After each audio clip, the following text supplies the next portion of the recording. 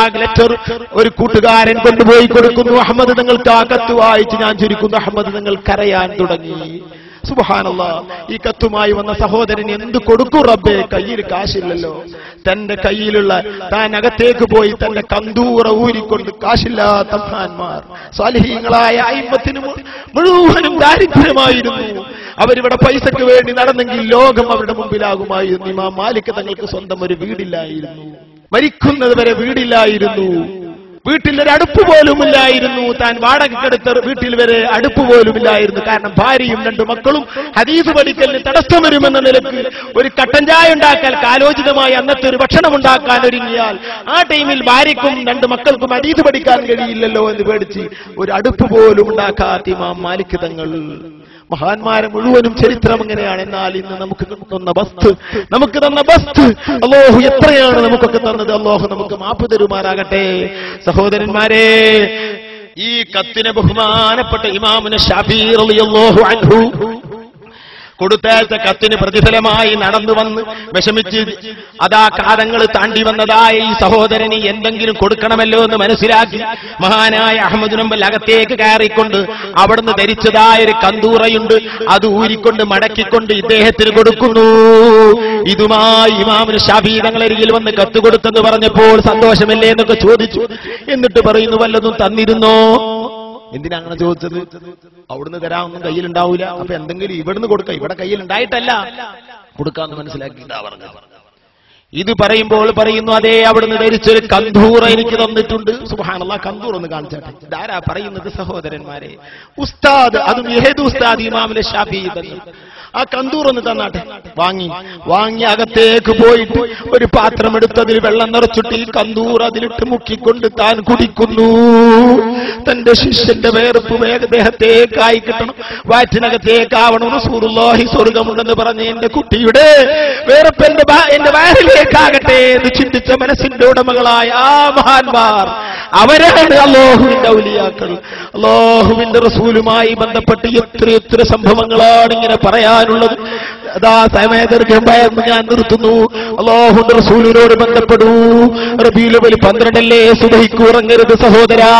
ബാങ്കിന്റെ ഒരു അരമണിക്കൂർ മുമ്പെങ്കിലും എഴുന്നേറ്റ് കുളിച്ച് നല്ല വസ്ത്രങ്ങളൊക്കെ ധരിച്ച് സുഗന്ധങ്ങളൊക്കെ തേച്ച് അതാ ഭാര്യമാരെയും മക്കളൊക്കെ ഉണർത്തി അവർ സ്വലാത്ത് ചൊല്ലട്ടെ, മൗലിദ് ചൊല്ലട്ടെ. നമ്മൾ പള്ളിയിലേക്ക് ചെന്ന് അല്ലാഹുവിന്റെ റസൂലിലെ ജനിച്ച അതേ ടൈമിനെ കാത്തിരുന്നുകൊണ്ട് ആയിരക്കണക്കിന് ലക്ഷക്കണക്കിന് പള്ളികളിൽ നിന്ന് സുബഹിക്ക് റസൂലുള്ളാഹിനെ വിളിക്കുമ്പോൾ നമ്മൾ വീട്ടിൽ കിടന്നുറങ്ങല്ലേ?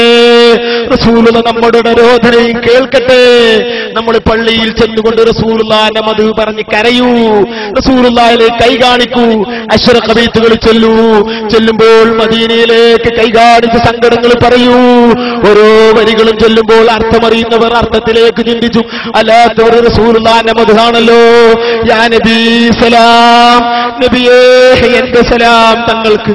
യാ ഹബീബ് സലാം, സ്നേഹിക്കപ്പെടുന്നവരെ എന്റെ സലാം തങ്ങൾക്ക്. യാ റസൂൽ സലാം, ഞങ്ങളുടെ റസൂലേ തങ്ങൾക്ക് സലാം എന്നിങ്ങനെ പറയുമ്പോൾ എന്നെ റസൂലുള്ള കാണണം, എന്നെ റസൂലുള്ള അറിയണം. എന്റെ മനസ്സിലെ വിഷമങ്ങൾ, കടങ്ങൾ, പ്രയാസങ്ങൾ, മകളെ കെട്ടിക്കാനുള്ളത്, ബുദ്ധിമുട്ടുകൾ, വിഷമങ്ങളൊക്കെ മദീനയിൽ അറിയണം. മനസ്സിലൊക്കെ കൊണ്ടുവന്ന് കരഞ്ഞുകൊണ്ട് സലാം പറയൂ. 12 ബഹുമാനിക്കൂ. മഹാന്മാരൊക്കെ ബഹുമാനിച്ചിട്ടുണ്ട്. ഇമാമുൽ ശാഫിഈ തങ്ങൾ തന്റെ സീറത്തുൻ നബവിയിൽ പറയുന്നു, റസൂലുള്ളാഹിനെ കാണുന്നു. റസൂലുള്ളാഹിനോട് ചോദിക്കുന്നു, മാദാ തഖൂലു ഫി അമലിൽ വലായിം ഫി റബീഉൽ അവ്വൽ. റബീഉൽ അവ്വലിലൊക്കെ മുസ്ലിമീങ്ങളൊക്കെ ലോകത്തെമ്പാടും നടക്കുന്ന പണിയാണല്ലോ ഭക്ഷണ വിതരണം. എന്തുണ്ട് നബിയെ തങ്ങൾ അതിനെ സംബന്ധിച്ച് പറയുന്നു? റസൂലുള്ള പറയുന്നു, മൻ ഫരിഹബിനാ ഫരിഹ്നാ ബി. എന്നെ പറ്റി ആരെങ്കിലും സന്തോഷിച്ചാൽ അവന്റെ കാര്യത്തിൽ എനിക്കും സന്തോഷമുണ്ട്. ആ ഒരു ഇനത്തിൽ നമ്മൾ പെടണം. ഈ തോരണങ്ങൾ തൂക്കിയത്, ഈ ഫ്ലക്സ് ബോർഡുകൾ വെച്ചത്, ഈ ബാനറുകൾ വെച്ചത്, ഈ നമ്മൾ ഇന്ന് പ്രകടനം നടത്തിയത്, അതിലുള്ള ഓരോ സ്വലാത്തുകളും ഒക്കെ മദീനയിലെത്തിയിട്ടുണ്ട് സഹോദരന്മാരെ. അല്ലാഹുവിന്റെ റസൂലിന്റെ പൊരുത്തം നമുക്ക് വേണം. റബീഉൽ അവ്വൽ 1 മുതൽ 30 വരെ മൗലിദ് ഓതൂ, വീടുകളിലോതൂ, കുടുംബത്തിലോതൂ, പള്ളികളിലോതൂ. റസൂലുള്ളാഹിന്റെ സ്നേഹം വാങ്ങൂ. അല്ലാത്ത കാലത്ത് റസൂലുള്ളാഹിന്റെ മാദിഹായി തീരൂ. നബി തങ്ങളുടെ ബന്ധമില്ലാതെ നമ്മൾ രക്ഷപ്പെടുകയില്ല. ആ സ്നേഹമാണ് നമ്മുടെ ഏറ്റവും വലിയത്. ഉമ്മമാരെ, അല്ലാഹുവിന്റെ റസൂലിലേക്ക് മനസ്സ് കൊടുക്കൂ. നിങ്ങളുടെ പ്രയാസങ്ങൾ നബി തങ്ങളോട് പറയൂ, അവിടത്തോട് ബന്ധപ്പെടൂ, സ്വലാത്തുകൾ അധികരിപ്പിക്കൂ. എന്റെ ഒരു പരിചയക്കാരൻ പറയുന്നു, വീട്ടിൽ 6 പേരുണ്ട്, ഭാര്യയടക്കം ചെറിയ മകൻ 6 വയസ്സാണ്. അവരടക്കം എന്റെ മരുമകനും എന്റെ ഭാര്യയും ഞാനും 6 വയസ്സായ എന്റെ മകന് വരെ അല്ലാഹുവിന്റെ റസൂലിനെ ഞങ്ങളുടെ വീട്ടിൽ കിടന്ന് സ്വപ്നം കണ്ടിരിക്കുന്നു. ഞാൻ ചോദിച്ചു, എന്താണ് ഇതിന് നിങ്ങൾ ചെയ്യുന്നത്? ഞങ്ങളൊന്ന് എന്റെ മരുമകനടക്കം രാത്രിയിൽ കൂടിയിരുന്നു കൊണ്ട് 2000 സ്വലാത്ത് ചൊല്ലാറുണ്ട്. അതുകൊണ്ട് തന്നെ ആ വീട്ടിൽ റസൂലുള്ള ഈ 6 വയസ്സായ കുഞ്ഞന്റെ അരികിൽ വരെ ഉറക്കത്തിൽ വന്നിട്ടുണ്ട്. കുഞ്ഞൻ ഒരു ദിവസം നേരം വെളുക്കുമ്പോൾ എഴുന്നേറ്റിട്ട് പറയുന്നു, ഞാൻ റസൂലുള്ളാഹിനെ കണ്ടു. റസൂലുള്ളാഹിന്റെ കൂടെ ഒരു വണ്ടിയിൽ ഞാൻ റസൂലുള്ളാഹിന്റെ കൂടെ കയറി.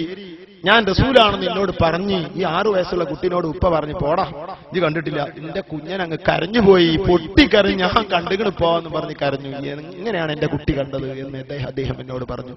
നമ്മുടെ വീടുകളൊക്കെ എന്തോ ആയിപ്പോയി, ചൈത്താമ്പട്ടി വെച്ചിട്ട് അതിലുള്ള ചിത്രം മുഴുവൻ കണ്ട് നമ്മുടെ വീട് മുഴുവൻ പിശാചിന്റെ കേന്ദ്രമായി പോയി. പേരോട് ഉസ്താദിന്റെ കേസറ്റ് അപ്പുറത്ത്, ഖലീൽ തങ്ങൾ പാപ്പാന്റെ കേസറ്റ് ഇപ്പുറത്ത്, മറ്റേ വാളി ഇപ്പുറത്ത്, അപ്പുറത്ത് സിനിമാ നടന്റെ ചിത്രവും. ഈ രൂപത്തിൽ നമ്മുടെ വീടുകൾ മുഴുവനും അശണ്ടയായി പോയി. മുസ്തഫ നബി തങ്ങൾ തിരിഞ്ഞു നോക്കാത്ത രൂപത്തിലായി പോയി. വഹാബിയുടെ പ്രസിദ്ധീകരണങ്ങൾ, അല്ലാഹുവിന്റെ റസൂലിന്റെ മഹബത്ത് വെക്കേണ്ട സ്ഥാനത്ത് ഏതെങ്കിലും തമ്മാടികളുടെ കൂടെയായി പോയി നമ്മുടെ മനസ്സ്. ഇതോടുകൂടെ നമ്മളെ മനസ്സകന്നു റസൂലുള്ളാഹിനെ തൊട്ട്. അതൊക്കെ മാറ്റി ഒരു വേള തൗബ ചെയ്ത് അല്ലാഹുവിന്റെ റസൂലിലേക്ക് നീങ്ങൂ. അല്ലാഹു നമ്മളെ ഖബൂലാക്കുമാറാകട്ടെ. നിങ്ങളൊക്കെ എനിക്ക് ദുആ ചെയ്യണം. ബഹുമാനപ്പെട്ട സഅദി ഉസ്താദ് വഅദ് പറയാനുണ്ട്.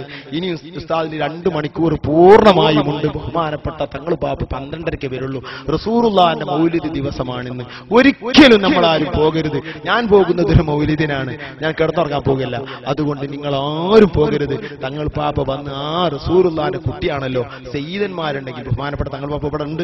ബഹുമാനപ്പെട്ട സഅദി ഉസ്താദ് നല്ല രൂപത്തിൽ വഅദ് പറയുന്നവരാണ്. സഅദി ഉസ്താദ് ഈ നമ്മളെ കൊടിഞ്ഞിയിൽ ഇപ്പൊ കഴിഞ്ഞ മാസത്തിൽ വഅദ് പറഞ്ഞു. സുബ്ഹാനല്ലാഹ്, അതിന്റെ മദ്ഹ്. അല്ലാഹു സഅദി ഉസ്താദിന് ആഫിയത്തുള്ള ദീർഘായുസ്സ് കൊടുക്കട്ടെ. 10 ദിവസം നീണ്ടു നിന്ന വഅദ്. രാഗങ്ങളോ രാഗസ്വരങ്ങളോ ഒന്നുമില്ലാതെ നിങ്ങളെ മുഴുവൻ